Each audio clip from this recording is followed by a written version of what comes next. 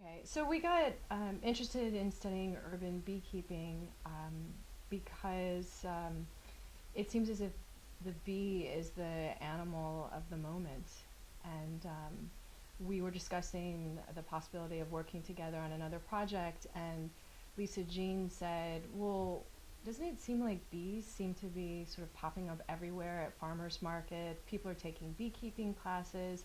And essentially, it was this sort of question about what's with bees and what's with bees in New York. We were all also interested in the DIY movement that was very popular in lots of urban centers in the United States, in particular Brooklyn, where we both live, and the ways in which the DIY movement sort of cleaved with urban homesteading. And urban homesteading is where people take some of the country into the city. Also, as professors, we were interested in how maybe years ago students would take the year after college and travel around Europe on a Eurail pass. And now it seems that a lot of our students are going to urban farms or even rural farms and doing organic farming or woofing, which is where you stay in organic farms as you go across the country.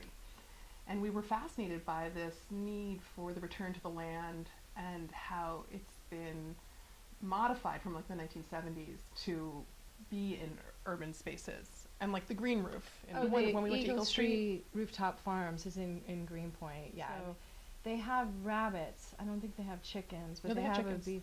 Oh, they have. Yeah. Okay, they have bunnies. Yep. Bees and chickens. And so I think that they're one of many places around the city that sort of committed to bringing in the natural into the urban as part of the greening initiatives, as sort of this sort of like dropping out while staying in. I think that's a part of it as well. You know, you can still have all of the luxuries of urban life and be a part of the city, but at the same time kind of have this alternative identity and sort of practice it. And I think that bees are part of that practice and meld really well with that.